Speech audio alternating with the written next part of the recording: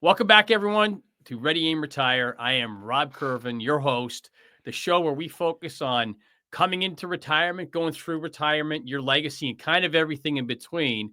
And today, I have to tell you, I'm up here in Minneapolis. So those that are diehard listeners, and we know there's lots of you out there, know I always introduce my friend and co-host, Tony Shore. And I am sitting right across from him right now in their amazing studios here at Gradient. It is fantastic. We're here in person. Right across from each other. Usually we're miles apart. I mean, 600 miles apart. 600 miles. Yeah. Chicago and Minneapolis coming together again. In the studio. And the whole reason Rob is here and we're together today is because on Monday night, the Vikings play the Bears. And so, not to put you on the spot, but Rob, I'm just going to see how much money you're willing to put on the Bears, even up to win. I'll take the Vikings. You take the Bears. What do you think? I'm a diehard Bears fan. $50. But no, I can't wager any money. And I don't want to bet against. And I don't want to bet against my team. You're not a wagering man. Anyway. No, I'm not a real bettor. But I'm kidding. But if we were good like the Vikes, I might throw $20 on it.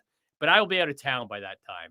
So I would have to be in the town when they're beating the Bears. You're not staying for the game. No, I'm back home Sunday morning. Yeah. So I'm here. It's just Friday afternoon. And so we had some work here to do this morning, and I ran into Tony, and Tony said, "Rob, why don't we record?" And we just recorded a show yesterday, and we're like, why don't we do another show? And we did. And we're going to do a fun show today, right? The Today show is going to be fun. And Rob and I talked before the show, and what we'd like to do is talk about our favorite Christmas movies. I mean, that's a big one. Okay. That's a big one. Let's do that. And then we'll talk about a few other things, maybe get into finances a little bit because, the New Year's coming up. Yep. So we're getting that time of year. We got to plan for 2025, right? Yep. And I want to talk about year-end planning with his clients. And for you folks out there, what are some questions he's gotten or usually gets from clients this time of year? So let's start with the movies, Rob. Okay. And let's count down some of I kind of put you on the spot with this. You haven't had a lot of time to prepare. I love Christmas movies, Tony. So I do too. I'm solid in that area. In fact, so every year at Thanksgiving, or not every year, the last 2 years, my daughter Emma brings one of her teammates home from Italy. So she comes in. Italy. Because she has no, like these teammates are from all over, Tony. Like they got one from Spain. They're all over the place. But this one has nowhere to go at Thanksgiving, right? So last year Emma said, "You know what? Why don't you come to our house? It's we're right into it. We're right into Thanksgiving. So it's a Thanksgiving Day bomb going off if you come to the Kirvan house." So she came. So last year I made her watch one of my all-time favorites, Elf. Oh, like classic. And she in my top 5. 100% in the top 5. Yeah. 100%. Like that. Like it's just like I can watch that one. Like even like how rolling up to Thanksgiving you start TBS will throw that on a Sunday afternoon. Yeah. And I'm at my house just praying for like rain because I can't sit and watch TV with Natalie if it's sunny out. If it's nice out, she won't let you. No, you got to be outside enjoying the day. But sure. But when I see that on, that's definitely in my top 5. How about you? You give us one. Well, I love Elf, and I love the scene with Peter Dinklage, great actor. Oh my gosh, in the boardroom? Yeah, in the boardroom, where he says, "Call me Elf one more time." You're an angry little elf. And he comes flying across the table. Whoosh.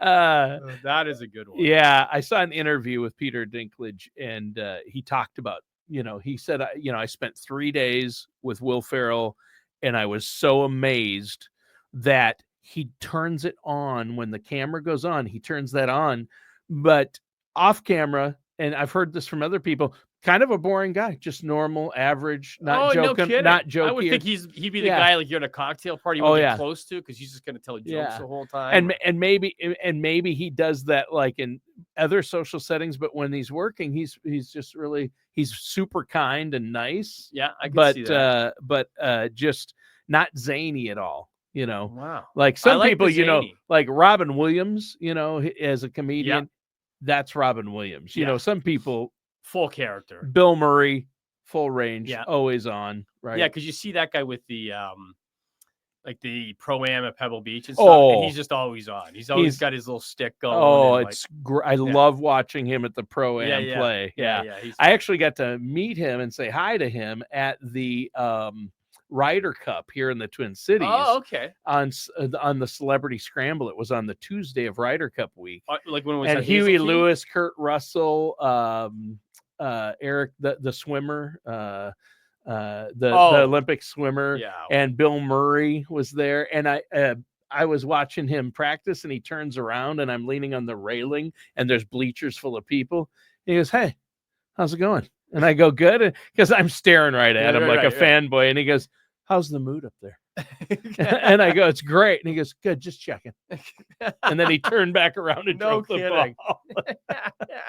That's my Bill Murray story. But okay, so my favorite all-time Christmas movie is easily Christmas Vacation.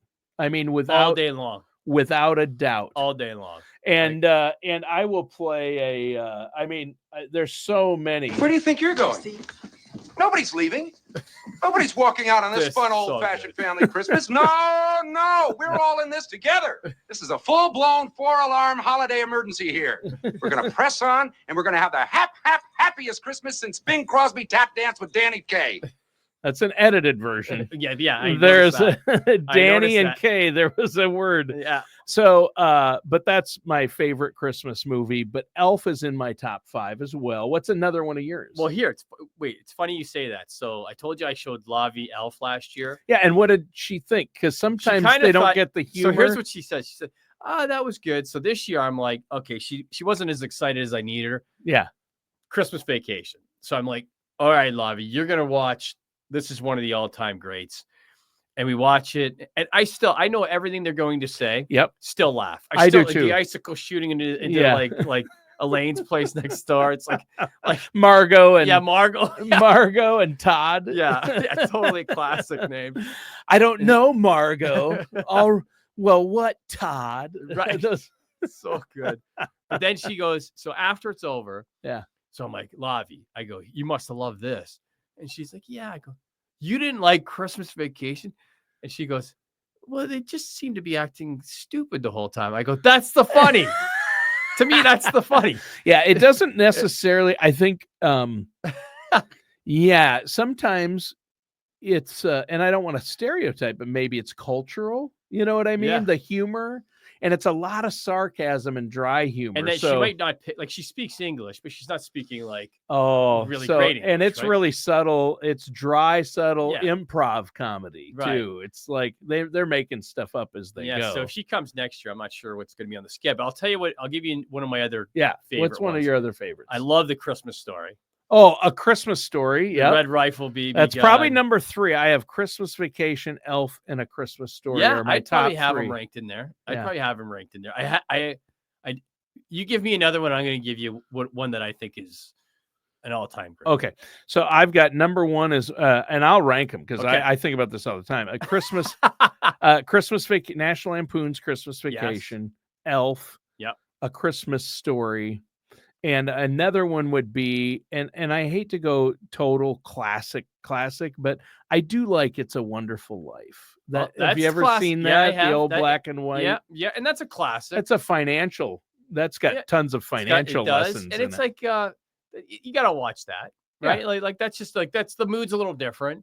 You're just chilling, being like, you know what, I want to appreciate what I got and what's going on. Yeah, that's a good one. I like that one. What's another one of yours? So this is. I would classify it as holiday, but at Christmas time, it definitely comes out of the woodwork.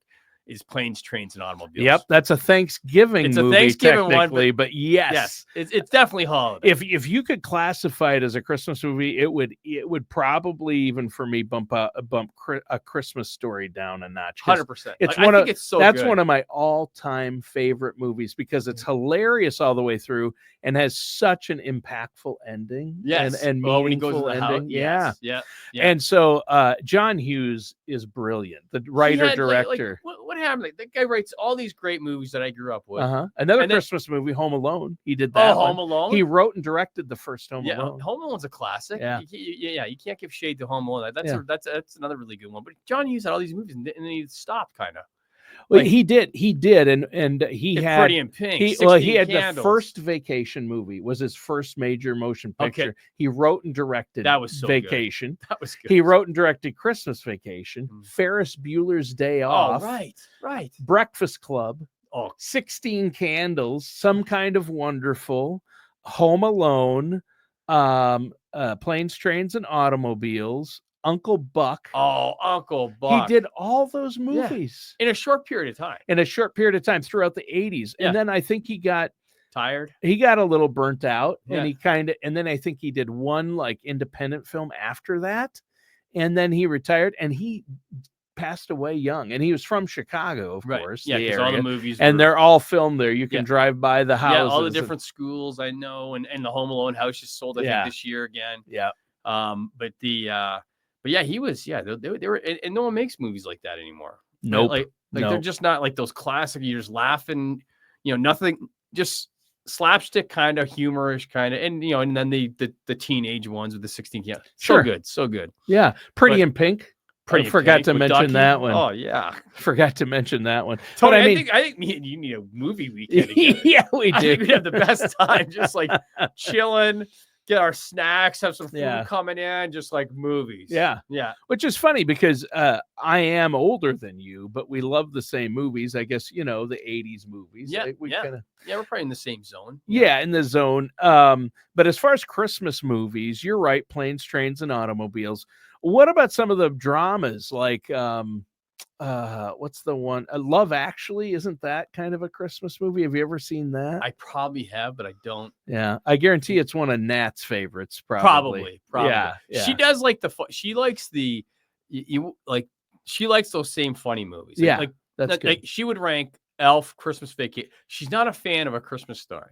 Oh, really? Yeah, she thinks she doesn't laugh but those two, 100, like if I give her any of the vacation movies, like even the European one, like she's my wife and I too, we laugh hard.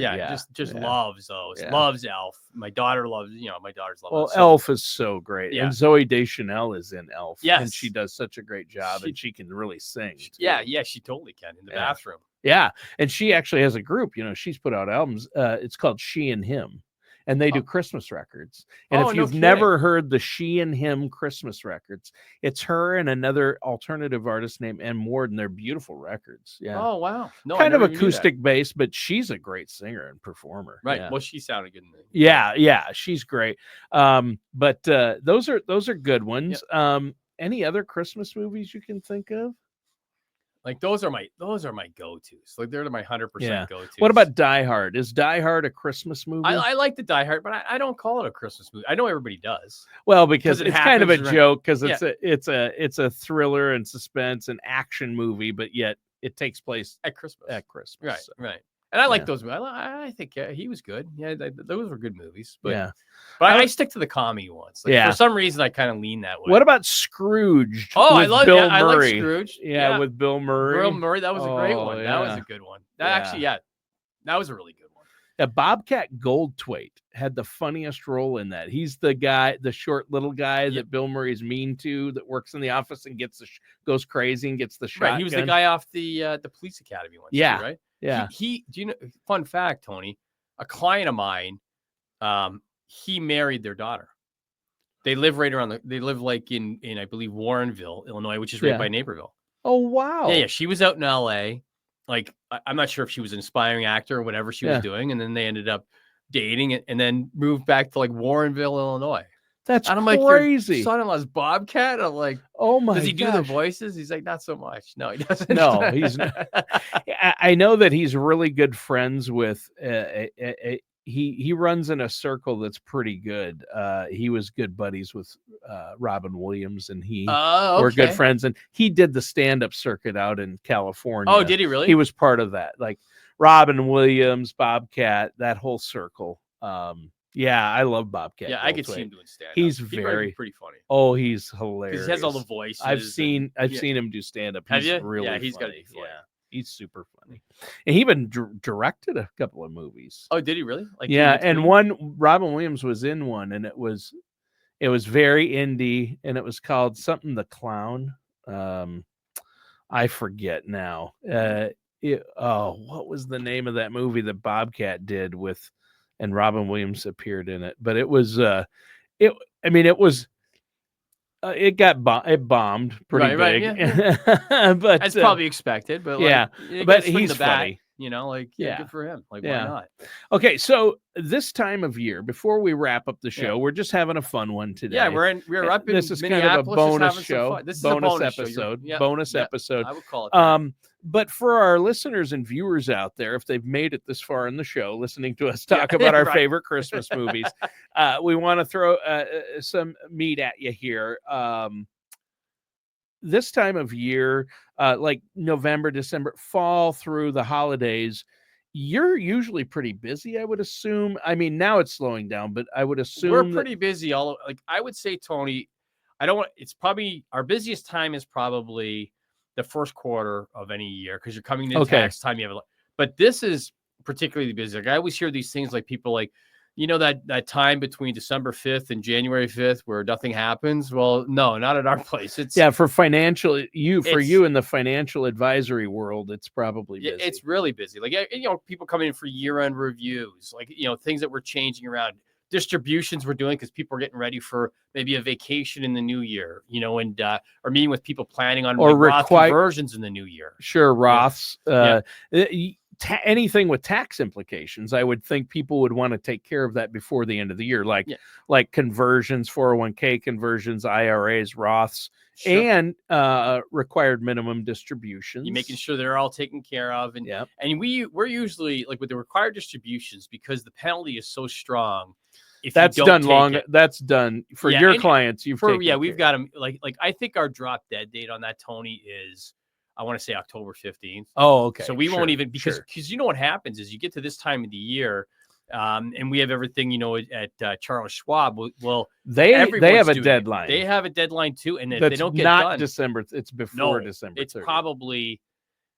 I would say the deadline is we're recording this on December 13th. I bet you it's either today or Monday. So they have 2 weeks, because you have the holidays and then, like most companies, the staffing goes down because everyone's taking holidays, right? So you can't process as much business through, with less people. So, so for sure, we're buttoning up all those kinds of things, getting ready for the new year. We're doing planning inside of our office.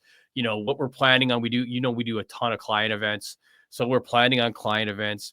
We send clients, things for their birthday. Sure. So everyone's required to have a list that we review.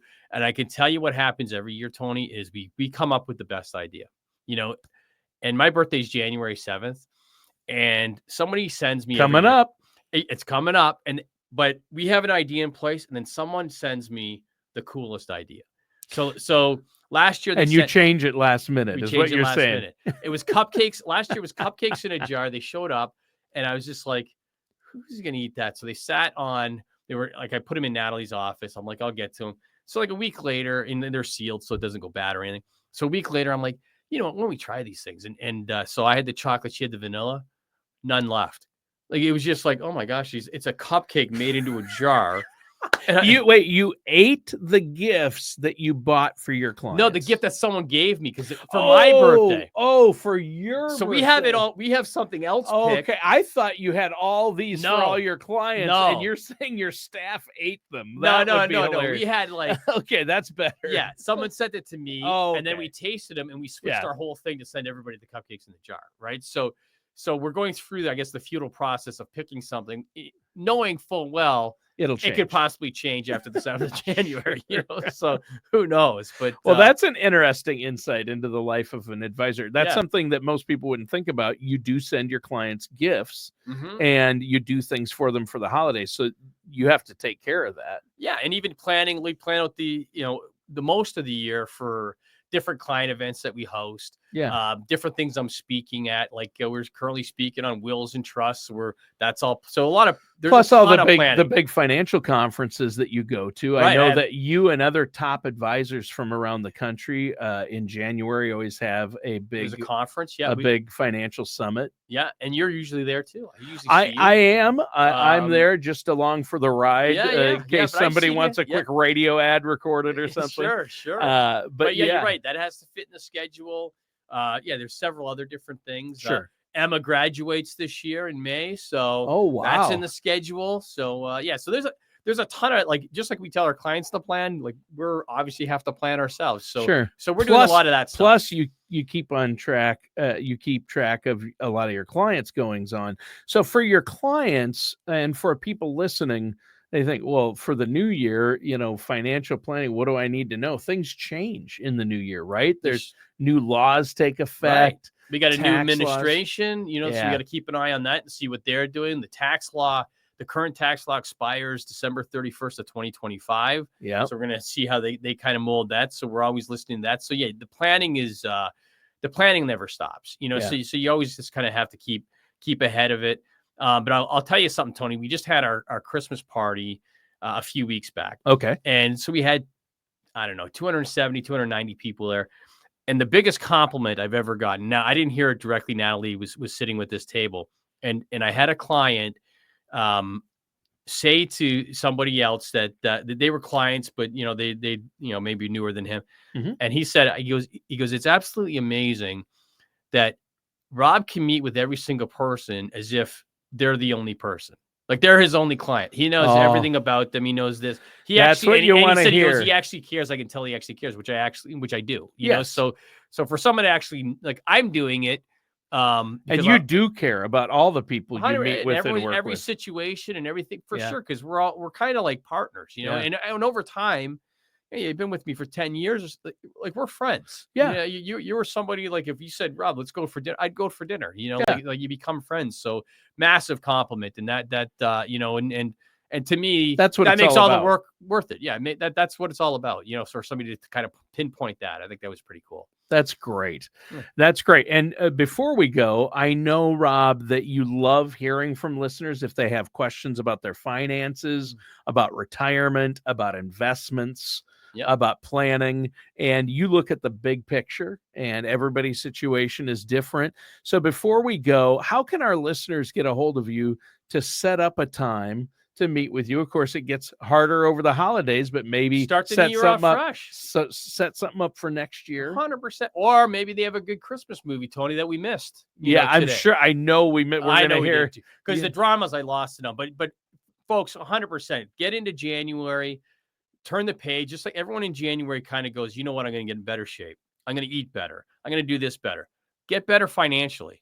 That doesn't cause all the work of the other stuff's kind of hard. Sure. But the financial stuff is a matter of sitting down. So definitely give our office a call at 630-780-1099 or go right to our website at apadvisorsgroup.com. Check it out. And then you can also, you can book an appointment there or call, but January's coming. So I would call now. This is the time you've met. You've probably been around family, at Thanksgiving, you'll be around them again.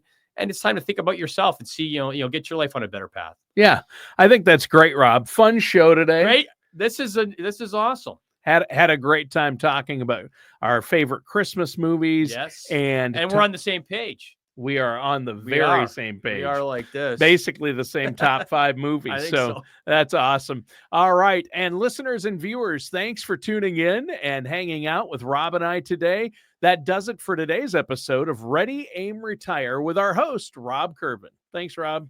Thank you.